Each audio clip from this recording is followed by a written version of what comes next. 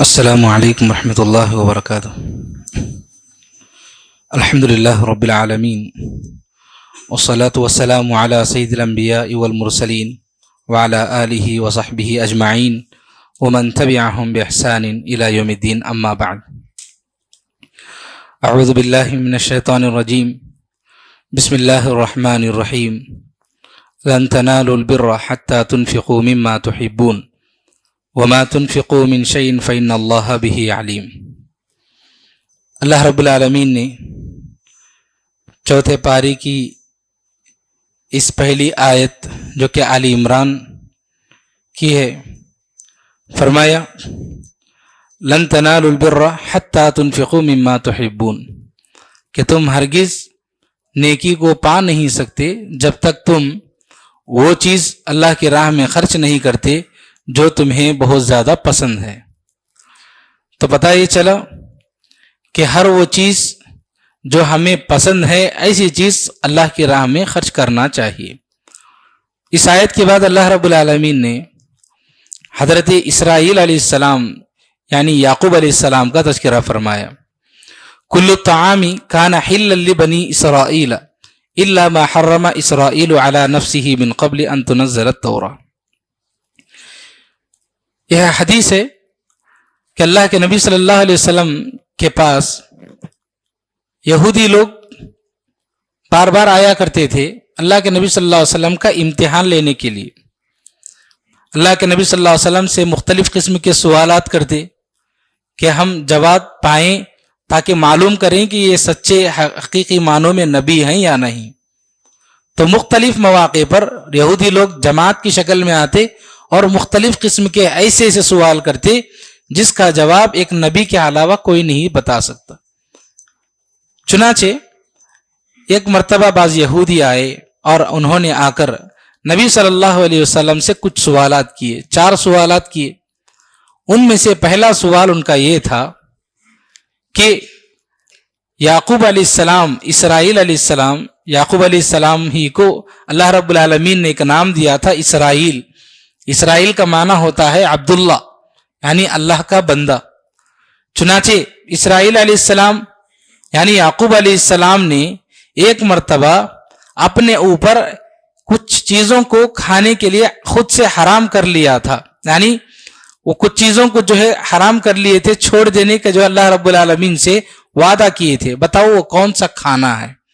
یہ سوال انہوں نے کیا۔ اور دوسرا سوال یہ کیا کہ مرد کا پانی اور عورت کا پانی کیسے ہوتا ہے، یعنی مرد اور عورت میاں اور بیوی جب صحبت اختیار کرتے ہیں تو جو پانی نکلتا ہے وہ پانی کیسے ہوتا ہے، اور بچہ اور بچے کی ولادت یہ کیسے ہوتی ہے۔ تو یہ ایک سوال کیا انہوں نے۔ اور تیسرا سوال یہ کیا کہ ایک نبی کی نیند کیسی ہوتی ہے۔ اور چوتھا سوال یہ کیا کہ ایک نبی کے پاس وحی لے کر جو فرشتہ آتا ہے وہ فرشتہ کون ہے۔ تو اللہ کے نبی صلی اللہ علیہ وسلم نے کہا کہ میں جواب تو دے دوں گا تمہیں، لیکن پہلے یہ بتاؤ اور یہ قسم کھاؤ کہ اگر میں ان سوالات کے جواب دے دوں تو آپ لوگ اسلام قبول کرو گے اور میری اتباع کرو گے۔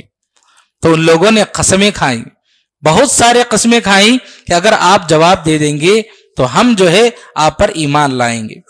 چنانچہ اللہ کے نبی صلی اللہ علیہ وسلم نے جواب دیا کہ اسرائیل علیہ السلام یعنی یعقوب علیہ السلام نے انہیں ایک بیماری تھی، تو انہوں نے اللہ رب العالمین سے وعدہ کیا تھا کہ اللہ اگر مجھے شفا مل گئی تو میں کچھ چیزیں جو ہے چھوڑ دوں گا جو مجھے بہت زیادہ پسند ہے۔ چنانچہ شفا مل گئی تو یعقوب علیہ السلام نے اونٹنی کا گوشت اور دودھ پینا چھوڑ دیا۔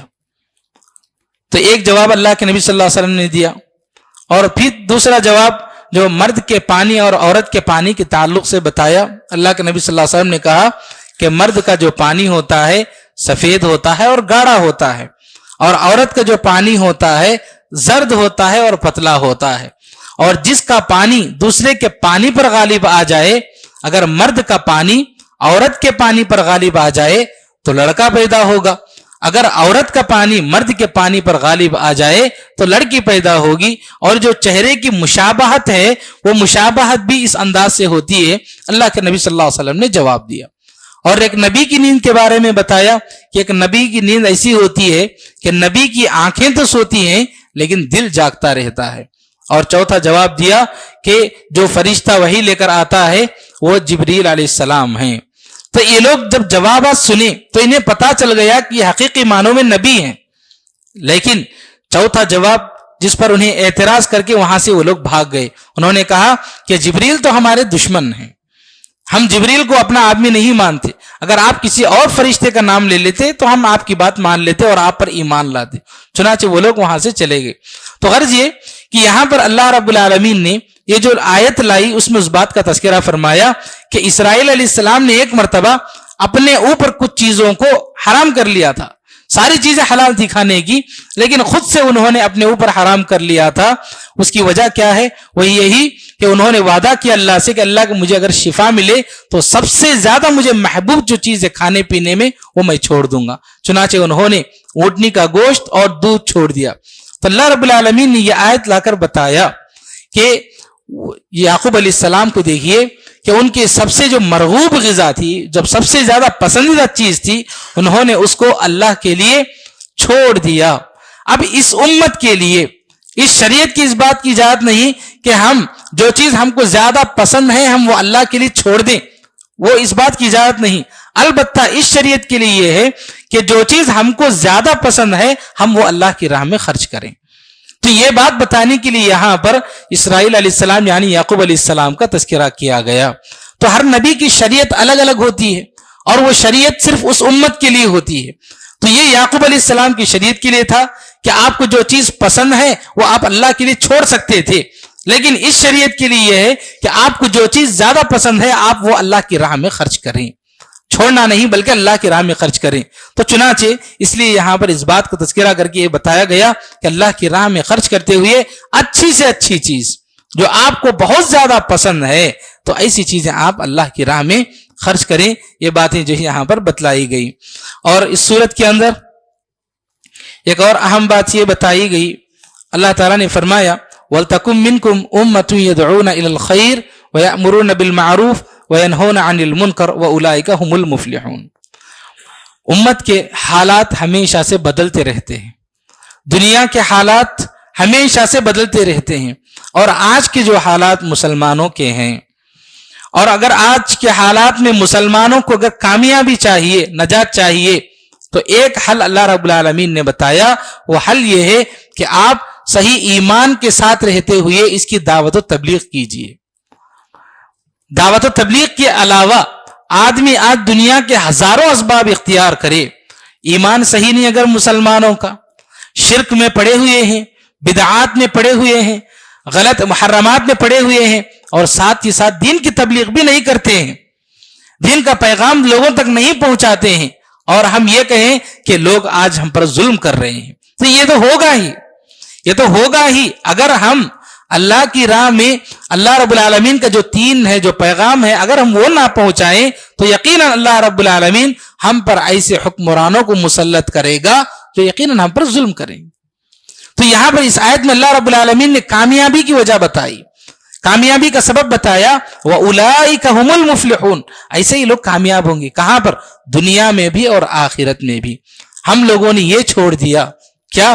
ایمان صحیح اپنانا اور اللہ رب العالمین کا جو توحید کا پیغام ہے اس کو جو غیر مسلم بھائی ہیں ان تک پہنچانا، یہ چھوڑ کر دنیا کے مختلف کاموں کو آج ہم اپنا رہے ہیں تاکہ ہم طاقت میں آ سکیں، تاکہ ہماری بھی طاقت ہو اور ہم بھی جو ہے ایسی پوزیشن میں پہنچیں کہ کوئی ہم کو کچھ نہ کر سکے. یہ سارے اسباب ایسے نہیں ہیں جو ہمیں کامیاب بنائیں گے. کامیابی کے لیے سچا ایمان اختیار کرنا ہے اور صحیح پیغام جو دعوت اور یعنی توحید کا ہے اس پیغام کو ہمیں دوسروں تک پہنچانا ہے. اسی میں کامیابی ہمیں بار بار قرآن مجید کے اندر بتائی گئی ہے. اور اس کے علاوہ اس سورت کا ایک اہم موضوع سورہ آل عمران کا یہ ہے کہ بعض لوگوں کا یہ عقیدہ ہے کہ اللہ رب العالمین کی موت یعنی نعوذ باللہ یعنی محمد صلی اللہ علیہ وسلم کی موت نہیں ہوئی ہے. اللہ رب العالمین کی تو موت نہیں آ سکتی، یہ تو ہوگا ہی نہیں. اللہ لا الہ الا هو الحی القیوم. اللہ رب العالمین ہمیشہ زندہ ہے، اللہ رب العالمین کو کبھی موت نہیں آئے گی. رہی بات محمد صلی اللہ علیہ وسلم کی تو محمد صلی اللہ علیہ وسلم کی تو موت ہو گئی، اور اس بات کی گواہی اللہ رب العالمین قرآن مجید کے اندر دیتا ہے کیا کہ قرآن مجید نے کہا وما محمد الا رسول قد خلت من قبلہ الرسل افئن مات او قتل انقلبتم علی اعقابکم. یعنی غزوہ احد کے موقع پر ہوا یہ تھا کہ بعض لوگوں نے ایک افواہ اٹھا دی, ایک شیطان نے افواہ اڑا دی لوگوں کے درمیان کہ محمد صلی اللہ علیہ وسلم شہید ہو گئے. تو یہ خبر آگ کی طرح پھیل گئی, تو دشمن جتنے تھے سب کے سب خوش ہو گئے کہ محمد صلی اللہ علیہ وسلم کی موت ہو گئی, اور مسلمان بالکل جو ہے کمزور ہو گئے, بالکل جو ہے پریشان ہو گئے کہ محمد صلی اللہ علیہ وسلم کی موت ہو گئی, اب کیا کریں. تو اللہ رب العالمین نے اس آیت کو نازل کر کے بتایا کہ محمد صلی اللہ علیہ وسلم ایک رسول ہیں, اور محمد صلی اللہ علیہ وسلم سے جتنے پہلے انبیاء آئے ہیں سب کی موت ہو گئی, تو محمد صلی اللہ علیہ وسلم کی بھی ایک دن موت آئے گی. ہو سکتا ہے کسی جنگ ہی میں جو ہے آپ کی جو ہے موت آئے گی, لیکن کسی کی نبی کی موت کی وجہ سے دین ختم نہیں ہوتا. تو اگر نبی کی موت آ جائے تو آپ کو پریشان ہونے کی ضرورت نہیں ہے, دین باقی رہے گا, آپ جم کر رہیے. تو یہ اللہ رب العالمین نے یہاں پر بات بتائی. اور حضرت ابوبکر صدیق رضی اللہ تعالیٰ عنہ کا واقعہ دیکھیے, جب نبی صلی اللہ علیہ وسلم کی وفات ہوئی تو بعض لوگ ماننے کے لیے تیار نہیں تھے, تعجب کی وجہ سے. ان کا ایمان خراب نہیں تھا کہ وہ لوگ اللہ کے نبی صلی اللہ علیہ وسلم کی موت کو نہیں مان رہے تھے, ایسی بات نہیں تھی, لیکن تعجب, یہ جو شوق تھا اس کی وجہ سے لوگ ماننے کے لیے تیار نہیں تھے. انہی میں سے حضرت عمر رضی اللہ تعالیٰ عنہ بھی تھے, تعجب میں تھے کہ کیسے مانے کہ محمد صلی اللہ علیہ وسلم کی موت ہو گئی ہے. حضرت ابوبکر صدیق رضی اللہ تعالیٰ عنہ آئے اور انہوں نے یہ اس آیت کو پڑھا وما محمد الا رسول قد خلت من قبلہ الرسل افئن مات او قتل انقلبتم علی اعقابکم. اس آیت کو پڑھ کر حضرت ابوبکر صدیق رضی اللہ تعالیٰ عنہ نے کہا کہ یاد رکھ لو, سن لو کہ جو بھی محمد صلی اللہ علیہ وسلم کی عبادت کرتا تھا وہ جان لے کہ محمد صلی اللہ علیہ وسلم کی موت ہو گئی ہے, اور جو اللہ رب العالمین کی عبادت کرتے ہیں وہ جان لے کہ اللہ رب العالمین ہمیشہ سے زندہ ہے, اللہ رب العالمین کو کبھی موت نہیں آئے گی. اس آیت کو پڑھ کر لوگوں کو بتایا, اور یہ آیت پہلے ہی نازل ہو چکی تھی, لیکن جب ابوبکر صدیق رضی اللہ تعالیٰ نے پڑھ کر لوگوں کو سنایا تو لوگوں کو ایسا محسوس ہوا جیسے آیت ابھی نازل ہوئی, چنانچہ لوگوں کو اس بات پر پختہ یقین ہو گیا.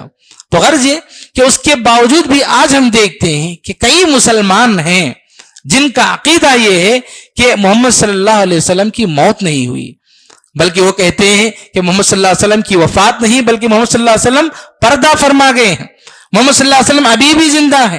اگر کوئی آدمی یہ کہے کہ محمد صلی اللہ علیہ وسلم کی موت ہو گئی تو یہ گستاخی ہے, اس طرح کی باتیں کرتے ہیں, جبکہ قرآن خود گواہی دیتا ہے کہ محمد صلی اللہ علیہ وسلم کی موت ہو گئی. محمد صلی اللہ علیہ وسلم کی طرح کتنے انبیاء آئے, سارے انبیاء کی جو وفات ہو گئی, تو اسی طرح محمد صلی اللہ علیہ وسلم بھی ایک انسان تھے, اس لیے جو ہے محمد صلی اللہ علیہ وسلم کی موت ہو گئی. تو غرض یہ کہ اس طرح کے غلط عقائد اختیار کرنا یہ سب جو ہے بدعات اور شرکیہ کاموں میں آتے ہیں, اس لیے ہمیں اپنے عقائد کو صاف صاف رکھنا چاہیے.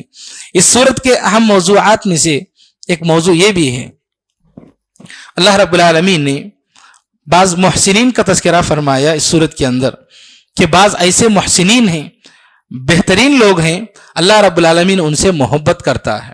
وہ کون لوگ ہیں؟ اللہ نے فرمایا الذین ينفقون فی السراء والضراء, وہ لوگ جو چھپے بھی یعنی خوشی میں بھی اور تکلیف میں بھی ہر حالت میں بھی اللہ کی راہ میں خرچ کرتے ہیں. ایک صفت بتائی گئی, ایک اور صفت بتائی گئی والکاظمین الغیظ, جو اپنے غصے کو پی جاتے ہیں, غصہ کنٹرول کرتے ہیں. ایک حدیث میں اللہ کے نبی صلی اللہ علیہ وسلم نے بتایا بہادر آدمی وہ نہیں ہے جو دوسروں سے جھگڑا کرے, جو دوسروں سے مار پیٹ کرے, بہادر آدمی وہ ہے جو اپنے غصے کو کنٹرول کرے. تو غصے کو کنٹرول کرنا ایک بہت بڑی بات ہے, یہ کوئی معمولی بات نہیں. ایک نیک صفت انسان کی علامت ہے کہ وہ اپنے غصے کو کنٹرول کرتا ہے. غصے کے بارے میں ہم تو بہت کچھ جانتے ہیں کہ جب انسان غصے میں آتا ہے تو اس سے کیا کیا حرکتیں ہو سکتی ہیں, وہ کیا کیا کر سکتا ہے, خود اسی کو نہیں پتا چلتا ہے. غصے میں بعض اوقات انسان کسی کو مار بھی دے سکتا ہے, کسی کی جان بھی لے سکتا ہے, اور بعض اوقات ایک بیوی کے ساتھ وہ کئی سالوں زندگی گزار رہا تھا, اچانک اس کی زبان سے طلاق کے کلمات بھی نکل سکتے ہیں صرف غصے کی وجہ سے. اس لیے قرآن مجید کہتا ہے کہ غصے کو کنٹرول کرو. دوسروں پر تم ظلم کر سکتے ہو, دوسروں کو تم تکلیف دے سکتے ہو, یا کسی کی غلطی پر تم کسی کو سزا دے سکتے ہو, لیکن تم ایسے موقع پر تمہیں چاہیے کہ اپنے غصے کو کنٹرول کرو تو اللہ رب العالمین تم سے محبت کرے گا. اور والعافین عن الناس، اسی لیے اللہ رب العالمین نے کہا کہ غصے کو کنٹرول کرو اور لوگوں کو معاف کرو. لوگوں سے غلطیاں ہوں گی، آپ کے ماتحت لوگ ہوں گے، آپ کے انڈر میں کام کرنے والے لوگ ہوں گے، ان سے غلطیاں یقیناً ہوں گی، آپ انہیں معاف کر دیجئے. اللہ رب العالمین ایسے لوگوں سے محبت کرتا ہے. آپ سے بھی غلطیاں ہوں گی تو آپ کا جو پروردگار ہے وہ آپ کو معاف کر دے گا. ایسے جو محسن بندے ہوتے ہیں، ایسے محسن بندوں کو اللہ رب العالمین بڑی محبت کرتا ہے. تو غرض یہ کہ یہاں پر ایسے نیک بندوں کی جو صفات بتائی گئی، ان صفات کو ہمیں اپنی زندگیوں میں اپنانے کی کوشش کرنا چاہیے. اس صورت کا ایک اور اہم موضوع یہ ہے کہ اللہ رب العالمین نے کہا یہ مت سمجھیے کہ اس دنیا میں ہم جو زندگی گزار رہے ہیں کہ وہ زندگی ہمیشہ ہمیشہ کے لیے رہے گی. کل نفس ذائقۃ الموت، ہر موت کو مزہ چکنا ہے، ہر انسان کو مرنا ہے، ہر جاندار کو مرنا ہے. کسی کو بھی اس دنیا میں زندہ نہیں رہنا ہے. کسی کو 60 سال، کسی کو 70 سال، کسی کو 80، کسی کو 100، بعض لوگوں کو 1000 سال بھی ملے، بعض لوگوں کو 2000 سال بھی زندگی ملی. لیکن آخر ہوا کیا؟ وہ آخر اس دنیا سے چلے گئے. اس دنیا میں کسی کی بقا نہیں ہے، کسی کو نہیں رہنا ہے. لیکن ایک بات اس کے بعد اللہ رب العالمین نے بتائی، وَإِنَّمَا تُوَفَّوْنَ أُجُورَكُمْ يَوْمَ الْقِيَامَةِ، اس دنیا میں جو کچھ بھی آپ کرو گے اس کا بدلہ تمہیں قیامت کے دن دیا جائے گا. اور اس کے بعد ایک اہم بات بتائی اللہ رب العالمین نے، فَمَنْ زُحْزِحَ عَنِ النَّارِ وَأُدْخِلَ الْجَنَّةَ فَقَدْ فَازَ. حقیقی معنوں میں کامیابی کیا ہے ایک انسان کی؟ فرمایا جو آدمی جہنم سے بچا لیا جائے اور جنت میں داخل کر دیا جائے، سب سے بڑی کامیابی ایک آدمی کے لیے یہی ہے. اس سے بڑی کامیابی کچھ نہیں ہے. یہی اللہ رب العالمین نے بتایا، وَمَا الْحَيَاةُ الدُّنْيَا إِلَّا مَتَاعُ الْغُرُورِ. اور یہ جو دنیا کی زندگی ہے بس یہ دھوکے کی زندگی ہے، یہ دھوکے کا سامان ہے، اس کے علاوہ کچھ نہیں ہے. انسان کو موت آئے گی، ہر انسان مرے گا. آج ایک انسان مرتا ہے، کل ہم جائیں گے. آج ایک انسان کی قبر کھودی گئی تو کل ہماری بھی قبر کھودی جائے گی. اس میں ہم کو جانا ہے، کسی کو یہاں پر نہیں رہنا ہے. بس اس کی فکر کرتے ہوئے آدمی زندگی گزارے. اللہ رب العالمین کی جو ہے حقیقی معنوں میں جیسے جو عبادت کرنا ہے ویسے عبادت کرتے ہوئے آدمی زندگی گزارے. یہ پیغام ہمیں دیا گیا. اور جو سب سے بڑی کامیابی ہے اس کامیابی کے لیے محنت کریں. دنیاوی وقتی جو کامیابی ہے جس میں آدمی سکسس ہو جاتا ہے بہت سارے کاموں میں، یہ کامیابی حقیقی کامیابی نہیں. سب سے بڑی کامیابی جہنم سے بچنا اور جنت کو جانا. اس کے لیے آدمی محنت کرے. یہ پیغام ہمیں یہاں پر دیا گیا ہے. اس کے بعد کی جو سورت ہے سورۃ النساء ہے. سورۃ النساء کا ایک حصہ ہم نے آج مکمل کیا. یہ سورت اس موقع پر نازل ہوئی غزوہ احد کے موقع پر. غزوہ احد میں جب کئی صحابہ کی موت ہو گئی، کئی صحابہ شہید ہو گئے، تو وہاں پر بیوہ عورتوں اور یتیم بچوں کے مسائل پیدا ہو گئے. مدینے کے اندر بہت سارے مسائل پیدا ہو گئے. تو ان مسائل کے حل کے لیے، ان مسائل کو کیسے جو ہے حل کریں، اس کے لیے اللہ رب العالمین نے اس سورت کو نازل فرمایا. تو اس سورت کی پہلی ایک بات بتائی گئی. اللہ نے فرمایا یا ایھا الناس اتقوا ربکم الذی خلقکم من نفس واحدہ. پوری انسانیت کو ایک پیغام دیا گیا ہے کہ جتنے بھی اس دنیا میں انسان ہیں سب کے سب ایک ماں باپ سے پیدا ہوئے ہیں. سب کے سب ایک ماں باپ سے پیدا ہوئے ہیں. یہ ذات پات اونچ نیچ اس طرح کی کوئی چیز ہمارے درمیان نہیں ہونی چاہیے. ایک ماں باپ سے، ایک جوڑے سے سب کو پیدا کیا گیا ہے. یہ بات بتائی گئی. اور یہ بات بتائی گئی یہاں پر وَاتَّقُوا اللَّهَ الَّذِي تَسَاءَلُونَ بِهِ وَالْأَرْحَامَ إِنَّ اللَّهَ كَانَ عَلَيْكُمْ رَقِيبًا. کہ تم رشتوں کا خیال رکھو. کہا اللہ رب العالمین نے یہاں پر اس آیت میں رشتوں کو توڑنے سے بچو. رشتوں کا توڑنا بہت بڑا گناہ ہے. رشتوں کا توڑنا، رشتوں کو الگ کرنا، خاندانوں کو الگ کرنا، لڑائی جھگڑے پیدا کرنا، فتنے پیدا کرنا، یہ بہت بڑا گناہ ہے. اور اس کے سلسلے میں کئی احادیث جو ہے احادیث میں آئی ہیں. جیسا کہ اللہ کے نبی صلی اللہ علیہ وسلم نے فرمایا حدیث میں ابغض الاعمال الی اللہ الشرک الاکبر ثم قطیعۃ الرحم. کہ اللہ رب العالمین کے نزدیک جو سب سے قبیح اعمال ہیں، سب سے برے اعمال ہیں، وہ سب سے پہلے الشرک باللہ، اللہ کے ساتھ شرک کرنا، ثم قطیعۃ الرحم، پھر اس کے بعد رشتے توڑنا، رشتوں میں دراڑیں پیدا کرنا، झगड़े पैदा करना, इख्तिलाफात पैदा करना, लोगों में को जो आपस में बांटना, ये बहुत बड़ा गुनाह है। ये बात अल्लाह के नबी सल्लल्लाहु अलैहि वसल्लम ने बताई। और एक हदीस है, अल्लाह के नबी सल्लल्लाहु अलैहि वसल्लम ने फरमाया, अल्लाह रब्बुल आलमीन कहता है कि जो रिश्तों को तोड़ता है मैं उसको अपने से तोड़ता हूं, जो आदमी इन रिश्तों को जोड़ता है मैं उसको अपने से जोड़ता हूं। पता ये चला कि जो आदमी रिश्तों को तोड़ता है अल्लाह रब्बुल आलमीन की रहमत उस पर नाजिल नहीं होगी, अल्लाह रब्बुल आलमीन की जो नेमतें उस पर नाजिल नहीं होंगी, बल्कि अल्लाह रब्बुल आलमीन ऐसे बंदे को अपने से दूर करता है। और एक हदीस है, अल्लाह के नबी सल्लल्लाहु अलैहि वसल्लम ने फरमाया, ला यदखुलुल जन्नह कातिउन, कि वो आदमी जो रिश्तों को तोड़ता है वो जन्नत में दाखिल नहीं होगा। तो मेरे भाइयों, रिश्तों को जोड़ने की बड़ी अहमियत आई है और तोड़ने की वहीं पर बड़ी कबाहत है। जितना हो सके हमें रिश्तों को जोड़ने की कोशिश करना चाहिए। बहुत सारे मसाइल आएंगे, इख्तिलाफात आएंगे, छोटे बड़ों के दरमियान बहुत सारे मसाइल पैदा होंगे, लेकिन हमें सब कुछ भुला करके छोड़ करके आगे बढ़ना है और मोहब्बत के साथ जिंदगी गुजारना है। यही इस्लाम पैगाम देता है, तोड़ना अच्छी चीज नहीं है। और एक बात देखिए, अल्लाह के नबी सल्लल्लाहु अलैहि वसल्लम ने बेहतरीन रिश्तेदार कौन है बताया।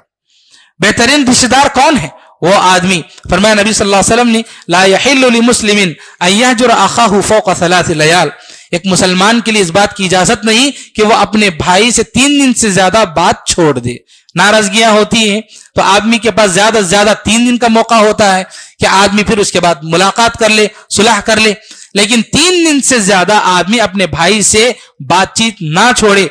और फिर फरमाया कि उन दोनों में से कौन बेहतरीन है, वखैरुहुम अल्लज़ी यब्दउ बिस्सलाम, दोनों में झगड़ा हो गया, लेकिन उन दोनों में से बेहतरीन आदमी वो है जो सलाम के जरिए फिर जो है बात को शुरू करता है, मसले को खत्म करता है।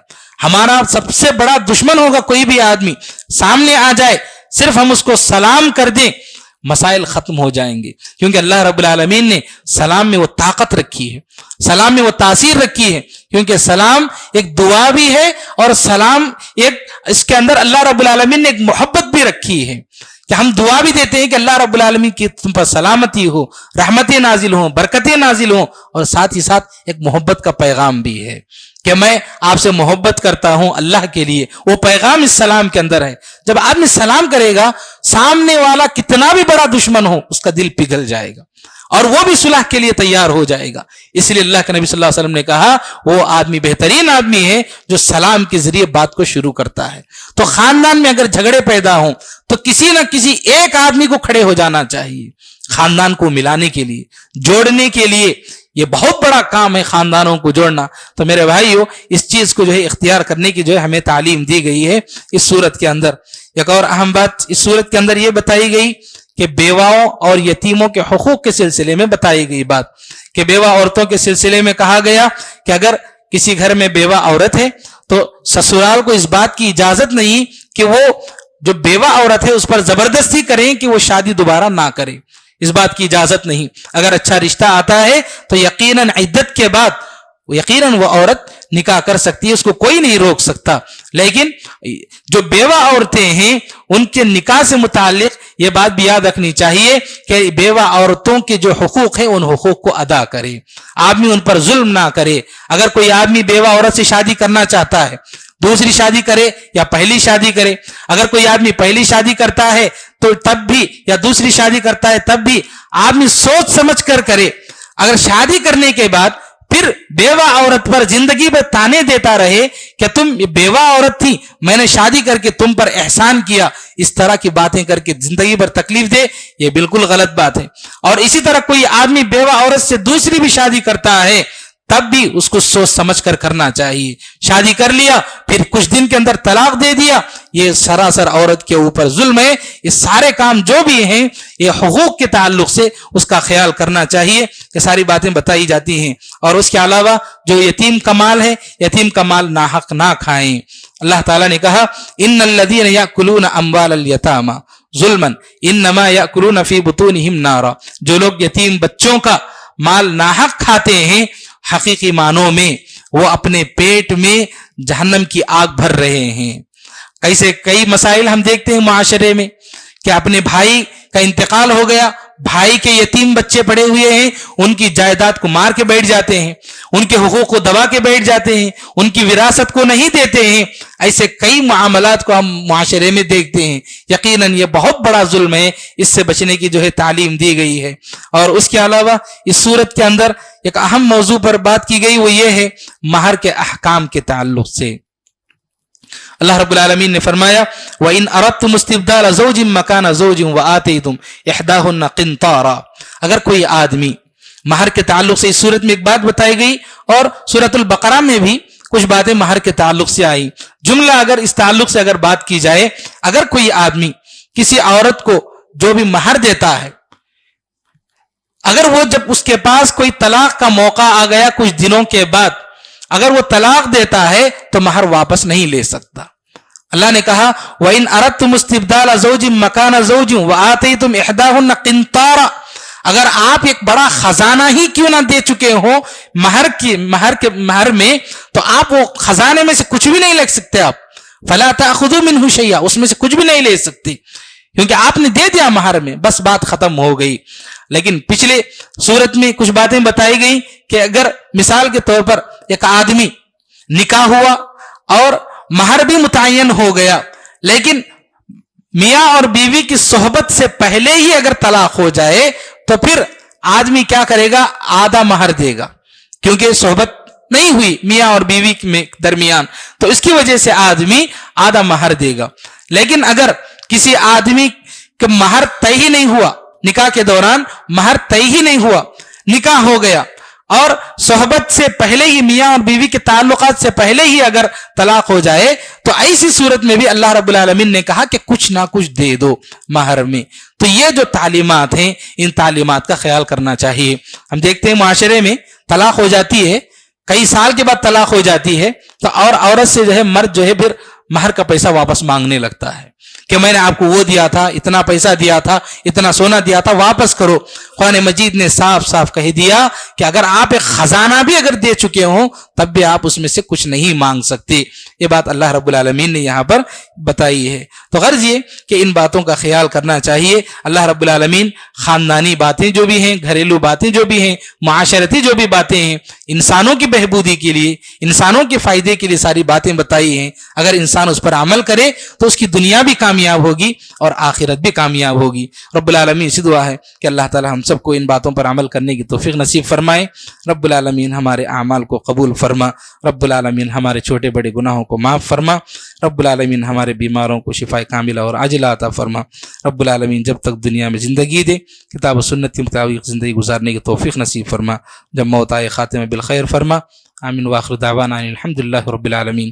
ربنا تقبل منا انک انت السمیع العلیم وتب علینا انک انت التواب الرحیم برحمتک یا ارحم الراحمین والحمد للہ رب العالمین.